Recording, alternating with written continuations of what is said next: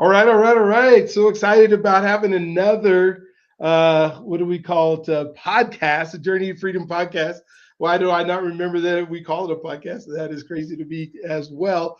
But I'm so fun to be in doing this. And I don't know about Stephen, that we're probably about 250 episodes on this particular podcast. And so Oh, wow. just being able to get out there and see people who are making a difference, who are changing the world. For me, when I started this podcast, I went to a trust leadership conference with a guy named David Horsager, and I interviewed him on my Living Boldly with Purpose show. If you have an opportunity to go see, he's one of the leaders in what we call trust leadership and understanding what it means to trust and how to trust and how to show up trusting, because it's one of the things that is pivotal in our relationships and how we walk through life. Well, one of the things that I found out is I went to this amazing seminar that he did. It was a 3 day, 400 people in the room. But then what I found out is only about 30 folks of color that I could identify in the room that were there. And I started thinking, well, why isn't it that my culture and my folks and my community are not getting this information?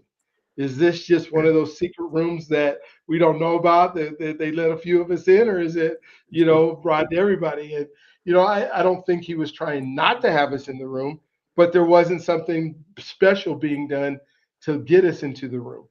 And sometimes that's what it takes, especially with, this whole issue of trust, right? Because if I think about our community, we're one of the folks that don't trust. We don't trust each other. We don't trust our wives. We don't trust our family. We don't trust the white folks. We just don't trust. We're kind of brought up like, you show me first, and then I'll begin this trust. And so I came back home and I started doing some coaching around, trust. And I went through his program and learning how to be a trust leader and all these things. And then I realized I need to get to more people because I know there are folks of color that are doing some really special things that we need to know about. And I used to say that it didn't matter. Like, hey, it doesn't matter what, I don't need to see other people who look like me to do what they're doing. I can just do it on my own. We're in a time in society where it's not like it was in the 60s. I mean, I would tell myself all those excuses, but then what I caught myself doing is I counted, right? I was in the room like we do, and I counted how many of us there were, which tells me it mattered. It actually, we say it doesn't matter, but if we're counting, it does in some way, somehow.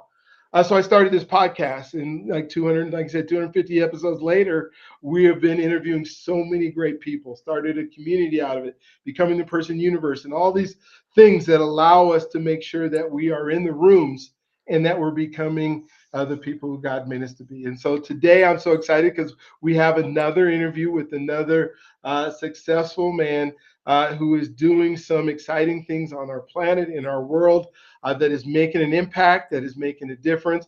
I know you know Mr. Yu, and we've been talking back and Yeah. forth. And so it's just been so fun to know that I can never run out of people to talk to as long as I'm looking for people to talk to. Yeah. It isn't the stereotypes of what we see or the things that we hear. One of the questions I love to ask about being a dad and that kind of stuff. And, all the stereotypes tell us that, oh, now, we don't take care of our kids and all that Yeah. kind of stuff. It is simply not true. It just has been what society has told us is true. So thank you for being on today. Thank you for taking the time out of your day to be able to be here with us today and share with us your heart and who you are and all those wonderful things. And I'm going to let you tell your story. And then we're going to talk about a whole bunch of other stuff afterwards. So the floor is yours. Again, I appreciate you being here. No, no, thank you, sir, for having me on. I appreciate the opportunity as well. Shout out to Mr. Yu for linking us up. Thank you for all that he's done as well. My name is Stephen Miller. I was born and raised in a small town called Winchester, Kentucky. It's about 20 miles from Lexington, Kentucky. So we're in central Kentucky. So been here pretty much all my life. I was raised by my mom and grandmother, which we'll get into that a little bit more later. But for me, as I grew up, responsibility for me came early. My mom, she was a single mom. I helped, raise my younger sister along the way. So, like I said, responsibility came pretty early for me. I did lose my grandmother at the age of 7. That was a significant loss for me. I dealt with some of the challenges with that all my entire life, and I'm sure as we go through some of the questions, we'll unpack that a little bit more. But graduated high school, went straight to the military from there. The United States Army, stayed in a couple years. I was a combat medic. Once I decided to get out, I got into government contracting. So my specialty is in logistics, and I've been doing that for the past 20 years. And I'm a site manager. I manage a lot of people within my organization. Proud to be a servant leader. That's more of my leadership style. So yeah, I've been doing government contracting for past 20 years. Most recently, this time last year, I wrote my own book titled "From Silence to Success." And basically, what that book means is it kind of throws people off as far as the title. When I say success, I don't mean it in a sense of having all the money, cars, and things like that. It's more about, can you look yourself in the mirror each and every day? And I got tired of being silent. I had a lot of things bottled up over the years, and God has spoke to me, and I'm no longer going to be silent about it. I'm going to tell my story with the intent of trying to help others along the way. So again, from silence to success, it means, can you look at yourself in the mirror each and every day and help others along the way? So after I wrote my book in January 2025, around October of 2025, I started my own LLC, and it's called W23, and it's W23 LLC, and it's based on the verse Matthew 18:20, where two or three are gathered in my name, there I am with them. And it's a faith-based apparel and accessory business. So we sell clothing that allows people to boldly share their faith, each and everywhere that they go, hoping to spark the necessary conversations to help others along the way. So yeah, that's what I've been doing. The business has been doing okay. Since then, I wrote a couple of devotionals where I'm going deeper from my original memoir. And so one of the devotionals is called "No Fear, All Faith." That's one of them, and that's basically, going deeper within what my memoir is about. Is you got to learn to fear is going to always be present, but does it lead you? That's the question, right? So for me, it no longer leads me. I know it's going to be present. There's going to be times I'm going to be fearful, but that's where my anchor comes in, which is my faith in God. Oh my gosh. Well, yeah, that's so cool. I'm thinking about, even like your devotion. So I decided this year that I am doing it's called the routine.live. And so if you go to the routine.live, you can see it. But I decided, instead of just me doing my own routine every morning, I would do a routine and put it, on all these social media, so streamed Yeah, live to everywhere. And I start out with doing some breathing and then doing some water, and then I go into a yeah, devotional. And right now I'm using Bonhoeffer's Together journal, because I want to be about connection and all that kind of stuff. And yeah, so it takes about a half hour for me to get through. I do a section that is doing what do you call it? Where man, so I do start out with the devotional, the gratitude. I do gratitude, and then I do yeah, affirmations, and then I do a word for the day. The word for today was presence, which is kind of cool. We're trying to make sure that I'm present in all my conversations and all that. But I would love to take the no fear devotional that you have and make it part. I'm doing it for 365 days. So yeah, Bonhoeffer's book is only like this big, and so I'll be running out here pretty quick. I hit day 29 today. It's 29th a month. And so I'm going to go for all day. So hopefully I'll be able to get yours and make it part of the devotional that I do every morning. Not that a whole bunch of people watch it, but just it'll help me, and it'll help me become a better man and help me be a Yes, better sir. person. And maybe as you're now in our community at the Becoming the Person community, maybe you'll be willing to do a devotional live with folks or something like that. That would be Yeah. awesome. Oh Yeah. my That'd be gosh. So cool. that's cool. So we got W23, which is where two or three are gathered, Yes, which sir. I think is amazing. And I love that whole concept of one of the promises I made to myself for this year. And as we're recording this is 2026. You might be watching this in 2040 something. I don't know, but as of this year, I said I don't want to do anything by myself. Yeah. I've been, I'm 60 years old now, and I've been, at least the last, especially with business and things that I do, where I have, different people, but it seems like if I'm trying to get it done and somebody's not running as fast as I am, I'm like, forget you, I'll just do it by myself. Yeah. And so, but I got to stop that, right? Because especially now as I'm getting older and bringing younger folks along and having younger people do it, I love that fact that you're saying, wait a minute, where two or three are gathered. Yeah. And that's not just for prayer. I think sometimes we think that is, it's all based on, hey, when we're gathering prayer, which it is. I'm not saying it's not just for prayer, Yeah. but I'm saying it's probably in all things that we're doing that we are Yeah. stronger together, we are better together. And so I just so appreciate even you talking about that. I would love to talk about your identity a little bit and Yeah. how you got to be this person based on being raised by your mom, being raised by your grandma passes away. Was there ever some times where you were angry or were you just, tell us about your life and how your identity has been shaped? Yeah. So yeah, I had many challenges and frustrations as a kid. That loss of my grandmother was significant. It kind of shaped who I was for a very long time. It impacted my identity. I was angry all the time, frustrated. Uh, During my high school years, I was constantly getting into fights, and I really didn't know where all this was coming from. I really didn't. But I realized over time that I hadn't gotten over the loss of her. The grief was still there.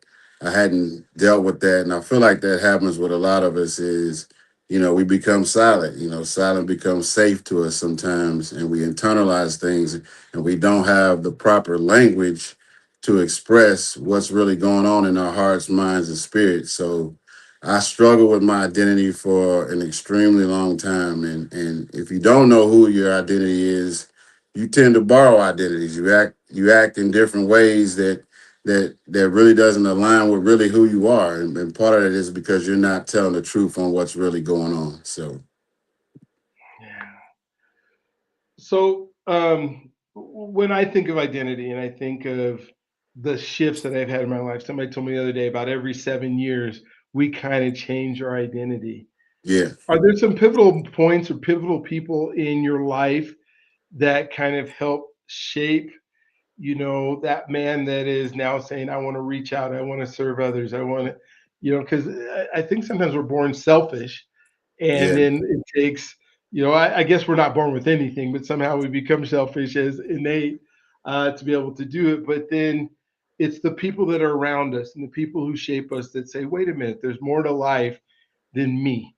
And I yeah. can tell you that kind of person. So, what was, were there people in your life? Was it just you figured it out? How Yeah, did that so work? I would say most recently I attended a He-Man conference in Lexington, Kentucky in June of 2024. I was invited by a dear friend of mine, Neil Clay. Hmm? So I attended that. He was leading it along with a gentleman named Dr. Oliver Reed, and it was basically it was a men's conference, right? So Uh-huh. I just went. I wanted to connect and get with some like-minded people, and I will tell you that day was pivotal for me. It changed my entire life ever since then. Just seeing, black men, paying it forward to the younger guys that were there. I learned so much from that conference. And then ever since then, I felt like it's on me now. I got to do my part now. There's a lot of people doing their part. It's time for me to step up. So I would say that was the most pivotal and impactful moment for me in the past couple years. And ever That's since then, I've been on fire, man. I ain't gonna lie to you. I've been on fire. So, Oh man, I love it. I love it. Both Tio and Dr. Reed were in my last virtual conference. That was, oh man, it was at it's a bit, or the 17th of this month, and I think they're both speaking.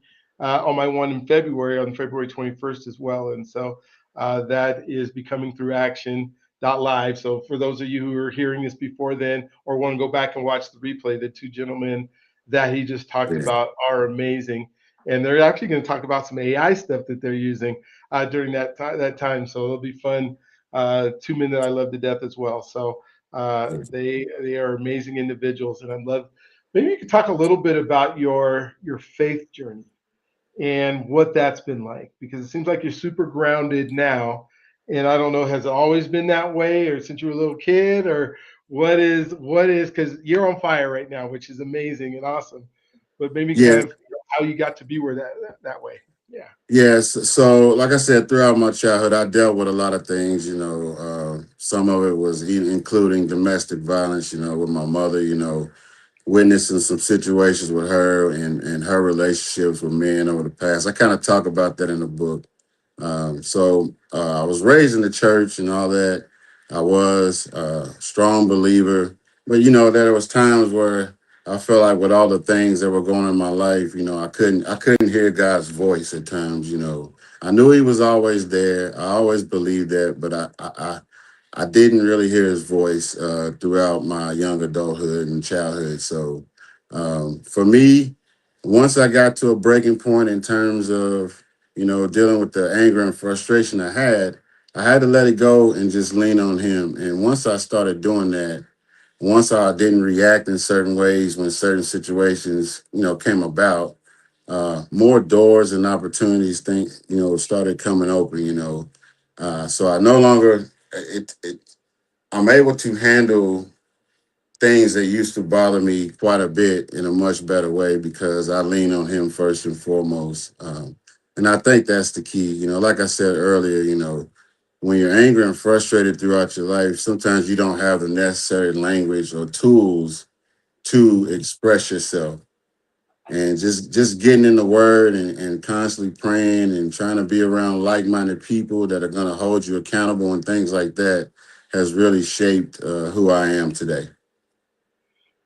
Well, you've mentioned anger a few times. Anger and frustrated. Maybe you can just share a little bit. I mean, you don't have to go so deep, but maybe a little bit about what you were angry about, and is that hold true? Like, was it something that was real or just real for you at the time, and you were able to find your way out of it, or if it's just something that I mean, I understand because your grandma passed away, and just Yeah. trying to figure out life at that point, but it sounded like it lingered even longer than what that might have been part of. Yeah, it's trauma. I feel like that's part of what trauma is, when it comes to, like I said, the loss of my grandmother. I didn't know how to deal with it. And, coming up and the domestic violence piece of it, I was too small, too young to do anything about it. So I internalized a lot of my anger and frustration at that time. And I just didn't know how to release it other than at the wrong time, wrong place, and taking it out on other people that didn't necessarily deserve it, because I hadn't dealt with the issues or things that were bothering me internally. So, yeah.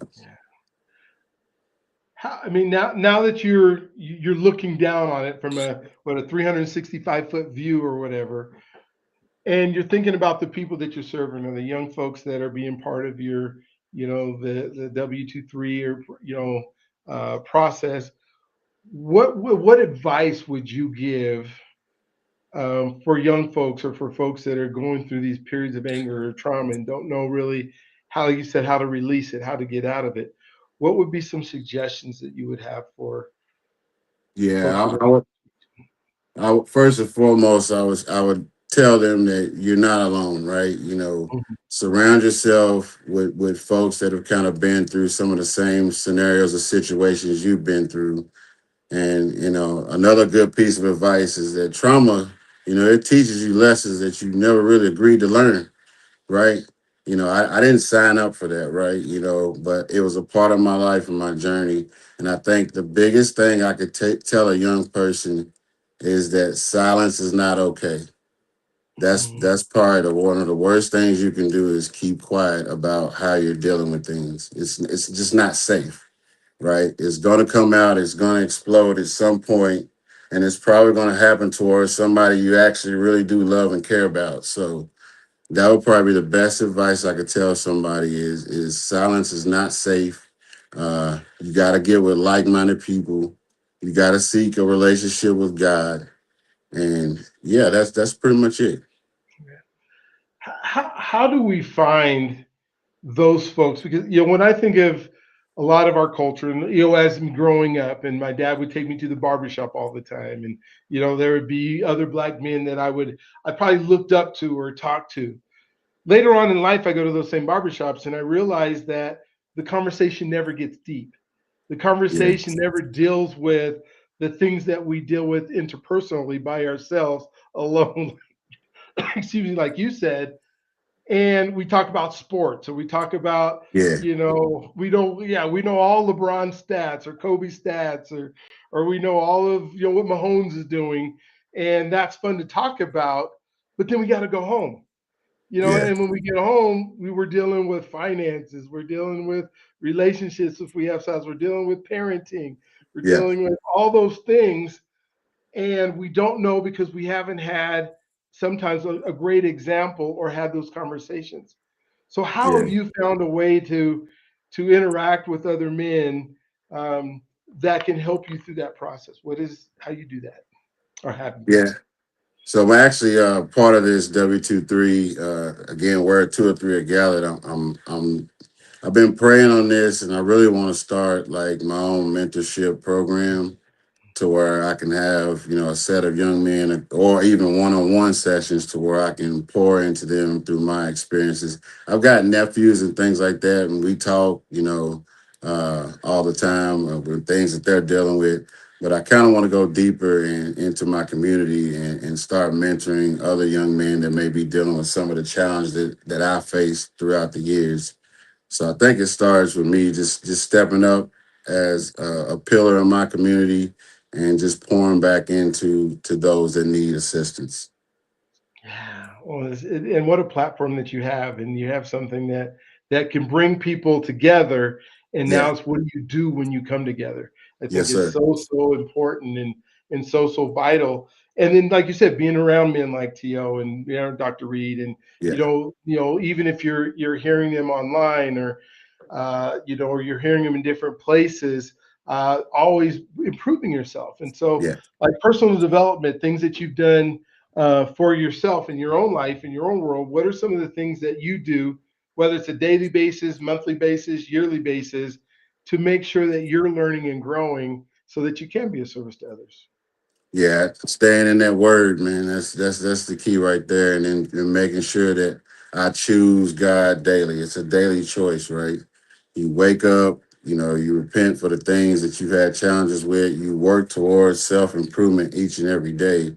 So just trying to stay in that word. I'm getting more into writing myself, where I'm jogging down my thoughts or typing up my thoughts to make sure that I can reflect on those things so that I don't repeat, some of the mistakes that I've made, in the past. So uh, you would have never told me 20, 30 years ago that I'll be a published author or anything like that. But I realize that it's so freeing, once you're able to be transparent and get your thoughts out and not try to repeat some of the same mistakes or challenges that you've had in the past. So Yeah.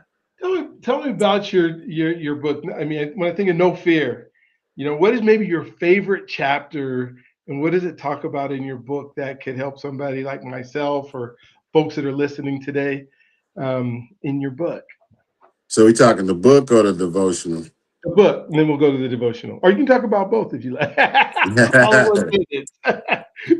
Yeah. Yeah, so I would say probably the favorite chapter in my book is one of the last chapters where I'm talking about all the lessons that I've learned and how far, God has brought me from. And the way I kind of structure the book is each chapter has a lesson learned at the end of that Mm. chapter. So my approach to that was, as human beings, we're repetitive in nature.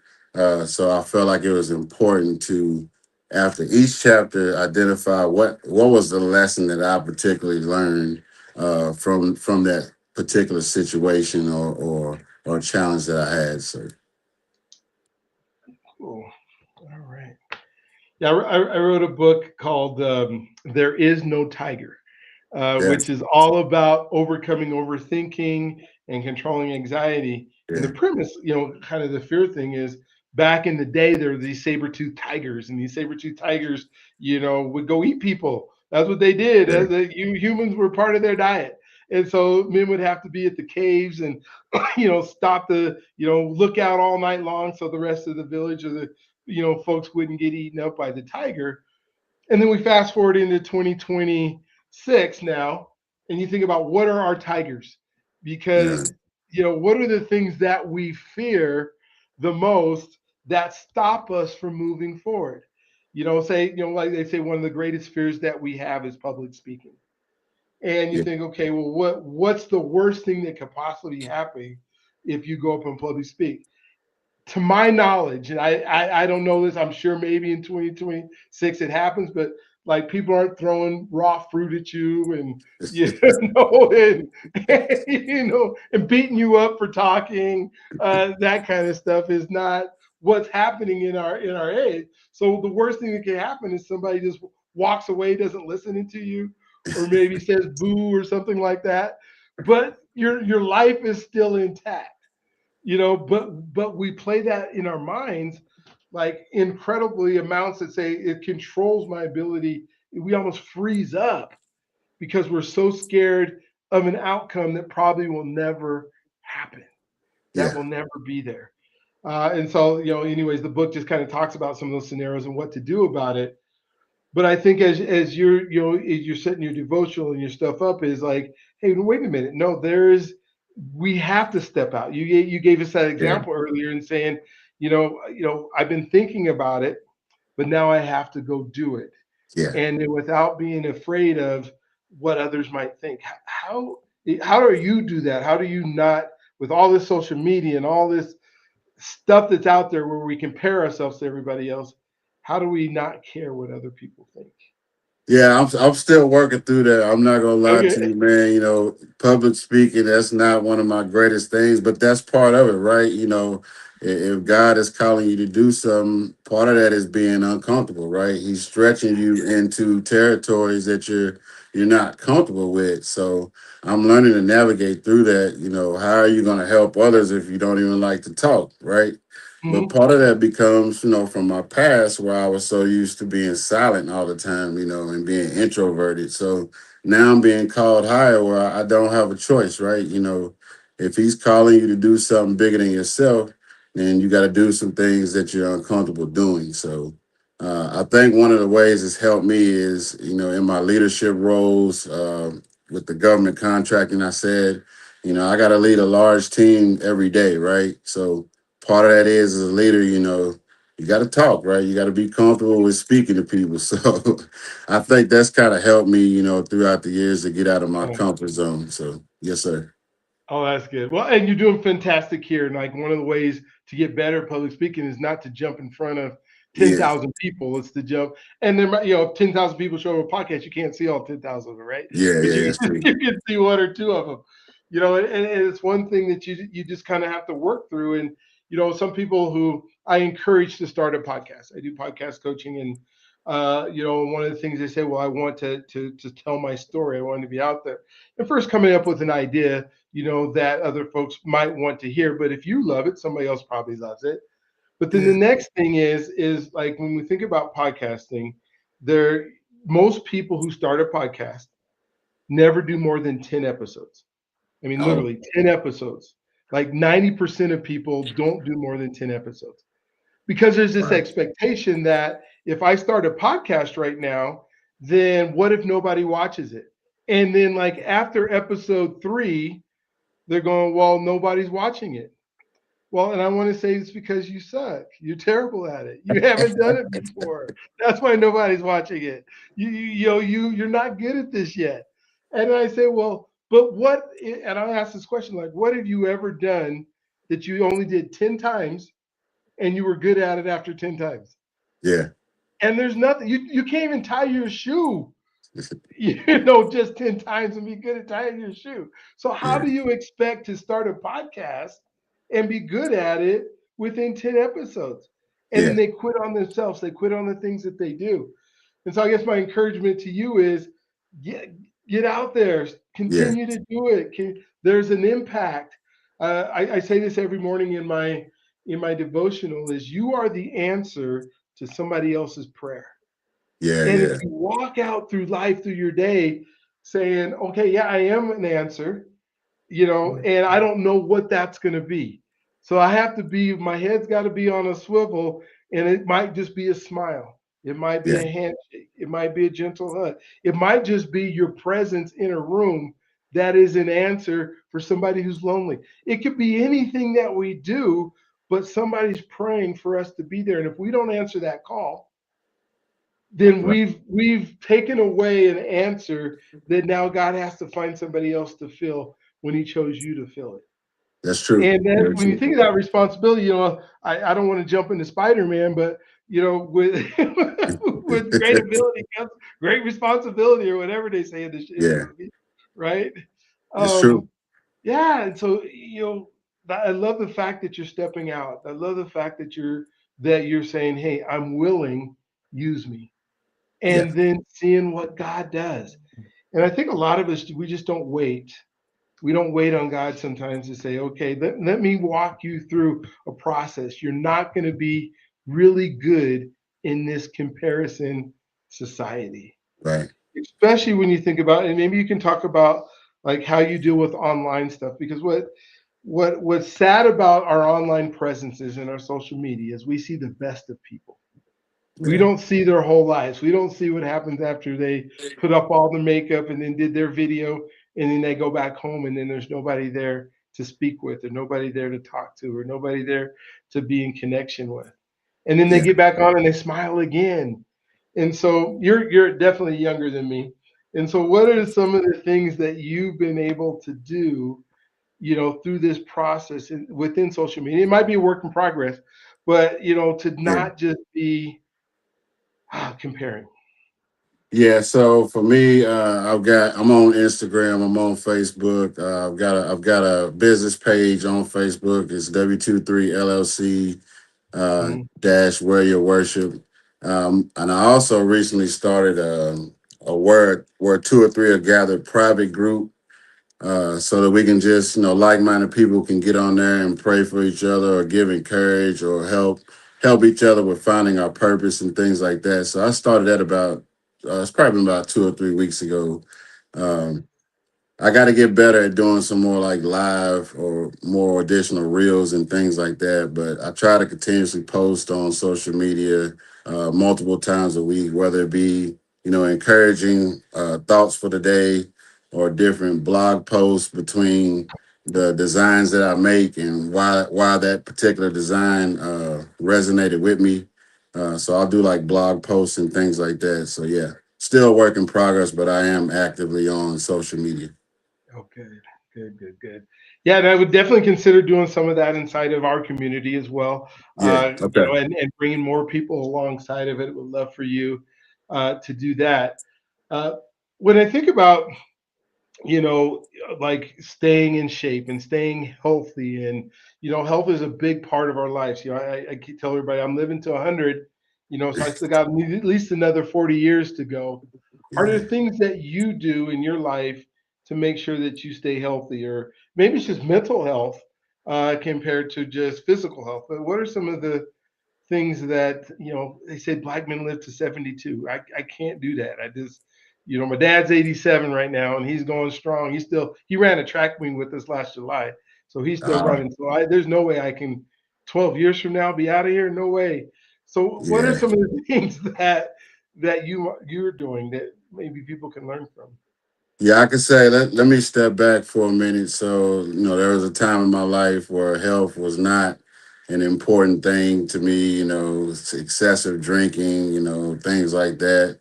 As a youngster, doing drugs and, just trying to be a part of the crowd and things like that. So, and in fighting, that's not good for your health as well. Anything could happen being at the wrong place, wrong time.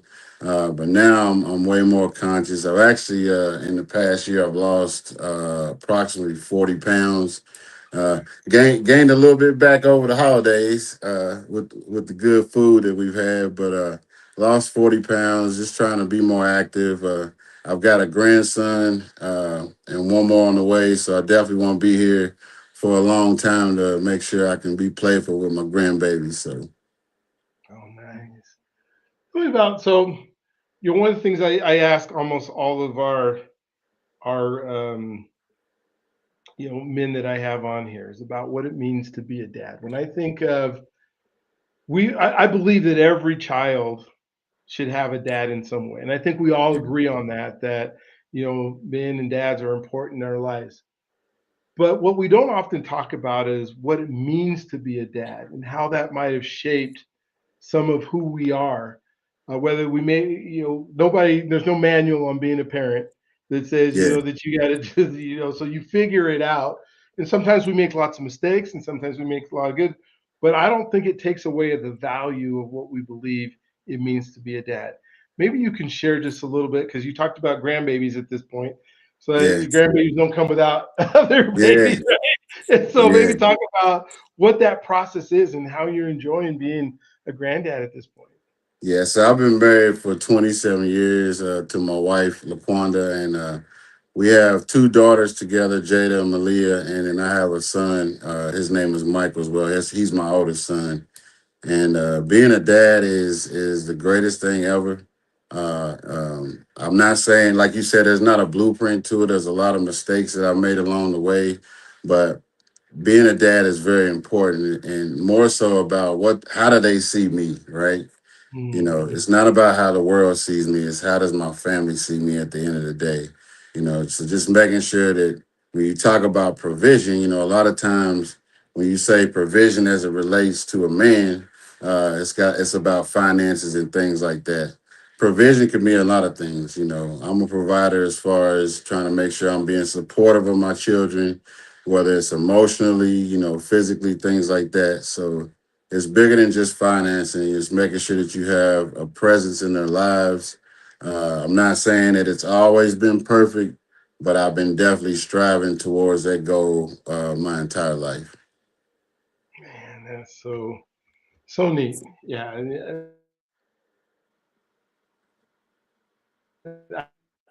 and there's nothing that I would rather do in life. If that's all I Yeah, could do is spend time with them kids yeah, and bring them to that would be it. Now I got to ask you this because you brought it up, and I know there's folks on here will want to know. You said you've been married 27 years, yeah, which yeah, is, that doesn't happen a lot in our society. So you're doing something right. I mean, yeah, I don't think she's hidden in the closet all tied up. She just can't leave. So what's the secret? What have you been doing? What in order to be a husband of that caliber, yeah, where not obviously it hasn't all been uphill from the time you got started. yeah. There's been some ups and downs. But what have you done in your marriage that has allowed you to be married for 27 years? I think the biggest thing is communication, right? We had our challenges early on, but we've learned to, our goal is to never go to bed angry, things like that, and we spend dedicated time with each other, throughout the night, just having that good communication, whether it's about, how's your day going, or how did it go, or how you feeling. We do constant check-ins with each other to make sure that, some one or the other is not feeling a certain kind of way about things. We spend a lot of time together, whether it be going on trips or whether it's just chilling at the house watching Netflix and things like that. So she's my best friend. She's always been there for me from day one. She's my biggest cheerleader. And my prayers that she feels the same way that I am that for her. Uh, but yeah, I couldn't imagine life without her. We've had our ups and downs. But it's all been worth it, man. It's all been worth it. Steve, I thought you were going to give me like the secret of like, oh, you just go on 3 date nights a month Nah, and then you no, have no man. problem and it's all easy and it's Nah, all good. But you're just saying you just got to be there, be present, yeah, be the man that she married, yeah, that she thought she married. And I can imagine after 27 years, um, that she is just as in love with you as you are with her. yeah, And there isn't any. The truth is, there isn't any special tricks, right? It, You just got to put in the work. You got to put the work yeah. in. And it sounds like you guys put God first. Um, Absolutely.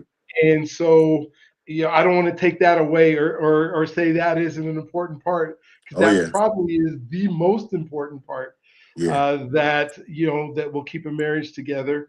Uh, you know, kids are always, that takes a part. There's all these distractions in life that hit us all the time. And it's easy to be distracted. It's easy to look for that shining, Yeah. whatever it is that you can run to each time. Have you regulated any of those shiny moments where, you said, I want this, and she says, there's no way. And then you just said, okay. Or is it like you're saying, no, I'm going to do it anyways. And then you did it, and then you wish you didn't? I mean, maybe give us an Nah. example of those times. Nah, man. That's one way to get yourself in trouble with the spouse. So, you know, now we usually try to work everything out and have that good conversation before any major moves or things like that is done. So, uh, now I don't want to get my hand slapped that way. So, Oh my gosh. I wish I could be that controlled, because there's still things today where I'm like, I'm doing it. I'm not even gonna tell you. And then going, please forgive me. You were right. I shouldn't have done it. Oh my yeah, gosh. It makes it's a so lot. It's a lot easier to ask for that permission first. So, yeah. oh yeah, I'm not I'm the forgiveness guy. I'm like go do it and ask for forgiveness. And then Yeah. think about how many lives I have. Like I'm better than a cat. I got at least 9 lives. Oh my gosh. Oh, Yeah. it's so fun when you talk to somebody who has that. Have you guys ever done like classes for people or stuff where you just go, "This is"? I mean, it just seems Yeah, this I'm day and trying to. age. I'm trying to get her there. She's a little reserved. She likes to work behind the scenes and help me out in that way. But I've been trying to give her some ideas as far as like, hey, we should do like a marital podcast or have some marriage group, discussions and things like that to help grow, the W23 brand to be a part of that ecosystem. Because you can't be married 27 years and not have nothing to give. You know what I'm saying? So. It's Uh, impossible. And yeah, especially if the average marriage lasts about 7 years. So yeah, you've tripled that and more. And from what I'm hearing, obviously I haven't had her on the podcast as well, but what I'm hearing from your side of it, you can't wait for another 27. And that is, I mean, just to think that, because I do know couples that, are they're just there because we're just used to each other. And yeah, I'm like, nah, who wants a marriage where you just used to each other? That doesn't yeah, even make sense. It's like, what is it that you're not doing that you can begin to do? What can I pour into your life that we can say, and maybe it is those date nights, or maybe it is, yeah. paying more attention, or maybe it is reading something together.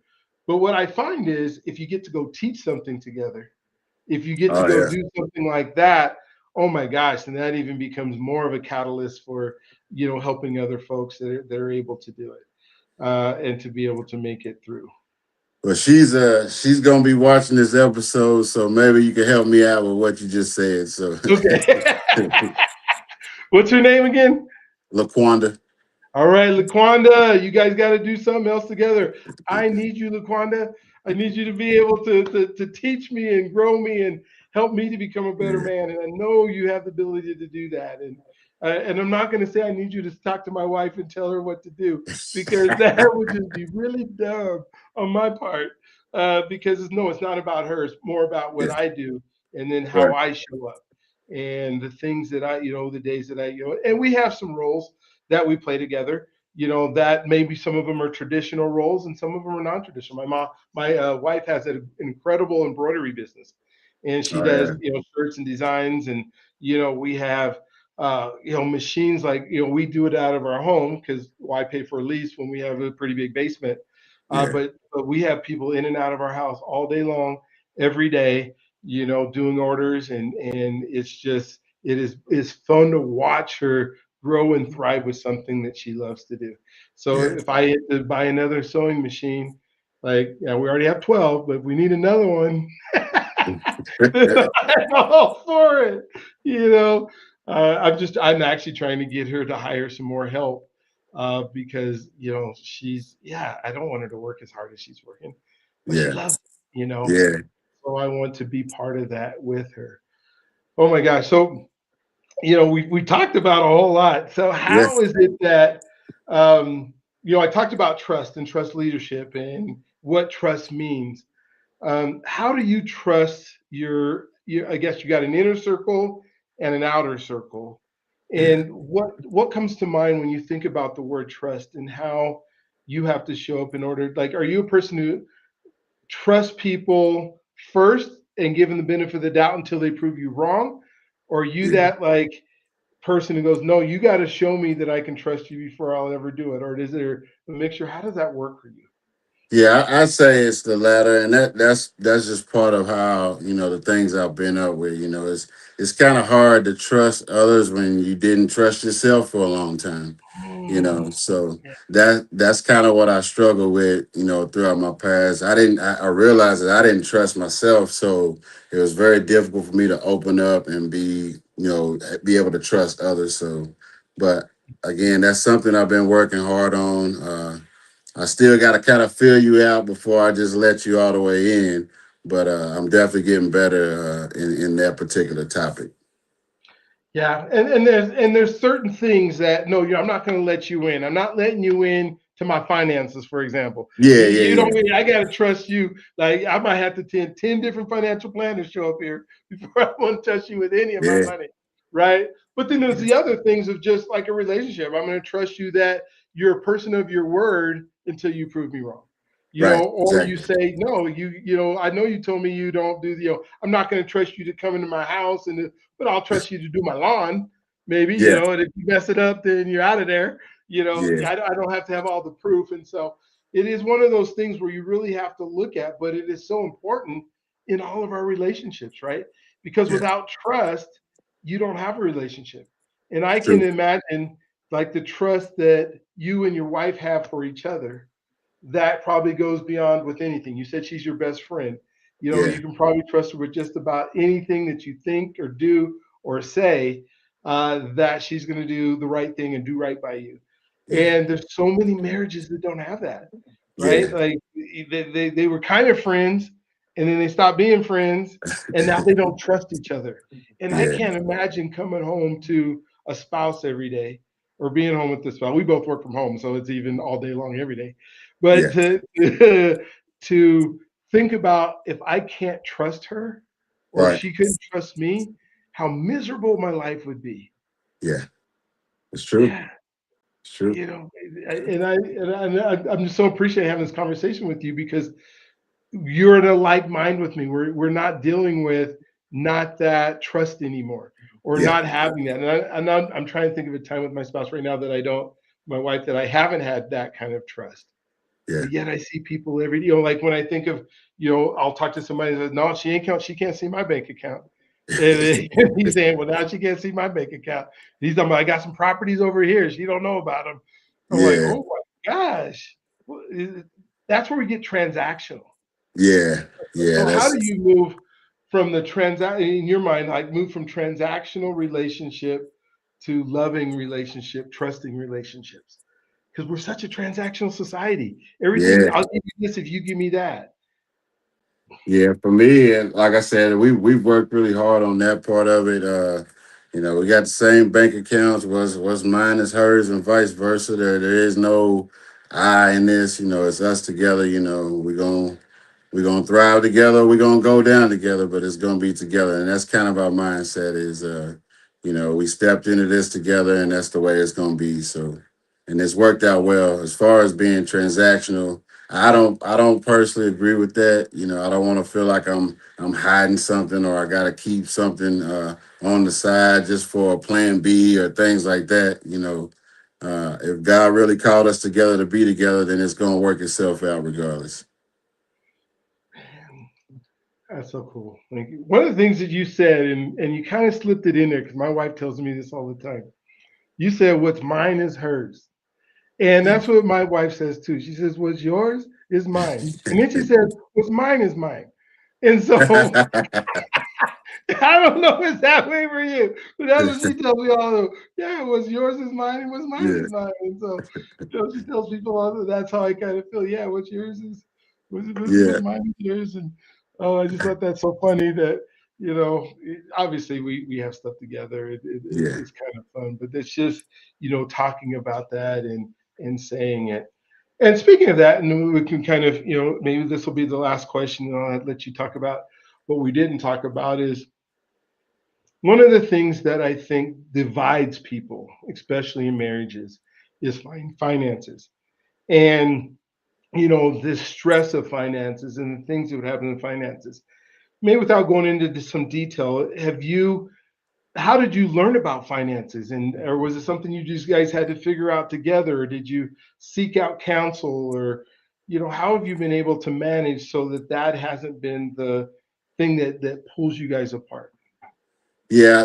I think it's what, well, I don't think, I know, just reflecting back, that having that good communication, right, and having that mindset that we're not gonna have all these different separate bank accounts. Let's put all our money in the pot. Let's make sure we budget appropriately, and we work hard and sometimes we play hard as well. But for the most part, you got to handle your business first in terms of finances, bills, things like that. So just having that open conversations all the time, and putting all your money in the pot, trying to save for rainy days and things like that, getting into some investing as well. Obviously, having a good credit report is more helpful than not. So I would encourage anybody to do that as well. But that's kind of what's worked for us along the way. You said the word budget, Yeah, and so many of the people that I know and interact with and coach and work with, I would say probably 7 out of 10 don't have a budget. yeah, Has that been a major where you at least talk about where money is, what money's yes. coming in and what money's going out, and how much we have to spend Oh instead of yeah, just spend? oh Oh, yeah, yeah. I budget the money like every month, obviously, so we know how much is coming in, how much is going out. Sometimes we'll sit down and work on it together, but for the most part, she's trusted me to take care of the bills, and make sure that our finances are in order. it's another thing. If women, primarily are concerned with security, and Yeah, you're having issues with money, and you're not willing to do that, you put that all on her. And obviously you haven't done that. yeah, But for those that are listening, there's something to really consider is taking on that responsibility and finding out if you don't know how to make a budget. It can be simple, yeah, creating a budget that you follow and knowing where your money's at all the time. yeah, If I, you should be able to look it up within a couple minutes or know, and it's not just what the bank account says. yeah. That's not your finances, what your bank account says. And so if I were to ask you as a financial advisor, like, what is your balances and stuff, and you just say, well, let me go look at my bank account. No, there's so much more to it than that. And so thank you for sharing that because I think it's so important that at least that process of it, Yeah, and somehow you learned how to do it. We're not born at 2 years old knowing yeah, how to put a budget together. Somehow we learned it and we practiced it and we got better at it. And yeah, so, and it's never too late. That's a good thing about money. It's never too late. If you don't have none right now, that doesn't mean 6 months from now you don't have none. There's yeah. so many things you can Absolutely. do. What didn't we talk about that you wanted to make sure that we talked about today during our call? So I released another book yesterday. I wrote my Okay. first children's book, and it's All uh, right. it's in honor of my grandkids. So it's called "God Loves Me Just as I Am," and it's on. I've published it on Amazon. It's available on Barnes and Noble, um, Ingram Spark. So like churches and libraries can get to it as well. And I wrote that in honor of my grandson and my future grandson that's due in April. And it's just the whole point of that is I feel like a lot of times kids don't get off on the right foot spiritually. And I wanted to kind of write something for kids between that 3 to 6 age range, so where they're very impressionable and they're learning a lot of things. So it's a very simple book. It's got a lot of illustrations in it, and it should help, at least with them learning the concept of who God is and what He means. That's so cool. God Yeah, loves me as I am. yeah, That is, I can't wait to see it, read it, and maybe read it to my grandkids. I mean, this, when yeah, you think of that is so important and all the things that we can yeah. bring them up and teach them. Yes, sir. And yeah, especially for a lot of kids who don't have, might not have both parents that are showing True. love all the time, that are showing, they can get that book in their hand. It doesn't matter what else is going on in our world. Yeah, This matters that God loves me right where I'm at, how I am. yeah. And I think younger and younger kids are starting to believe that they have to be what somebody else is. Exactly, With exactly. yeah, if they're Yeah, allowed to be on social media and they're allowed to, yeah, compare and compare. We learn that so young. And it yeah. can be so detrimental to us in our health. So God loves me Yes, sir. who I am, and then you have a devotional that's out, and then you have a fear book. I mean, you got books. You're turning them out, Mr. Author. I love it. Got you a Yeah, program going. How do people get a hold of you if they want to find all these things? I mean, go to Amazon and find your books, but if they yeah. want to get So the W23 stuff. yeah, so my website is whereworship.com. Okay. Whereworship.com. That's where you can go. And I wanted to build this business in a way where it's kind of unique. I don't know too many people that are selling apparel as well as books and devotionals as well on the same platform. So part of the I felt like what God led me to do is obviously do it differently. And not only can you wear what you believe, but you can also have tools in hand to help you live that out daily with the books and the devotionals. So I'm also on Instagram and Facebook as well. Yes, sir. So it's no problem finding you. We know we're Now, good there, which makes it great. Um, well, thank you for being on today. Thank you for taking your time so with us to share your heart, your vulnerability, all the things that you're doing. However, we can support you, we want to support you in any way that we possibly can. You guys know how to get to whereworship.com. Is that what you yes, said? sir. So go to whereworship.com, get some of the apparel, see some of the books, be able to take advantage of all the things Mr. Miller has. I'm inviting you into our community.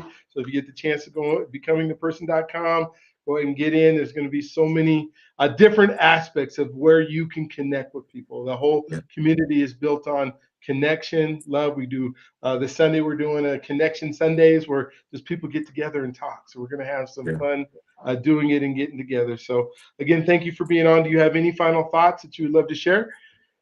Yeah, other than just thank you for the opportunity. I appreciate the time that you took out to spend with me today, and I hope we continue this journey together. Appreciate it. All right. I love it. Don't forget, my friends, that you are God's greatest gift. He loves you if you allow him to. You are born for greatness. Can't wait to see you guys on the next one. You guys have an awesome, incredible, amazing, awestruck day today. See you soon.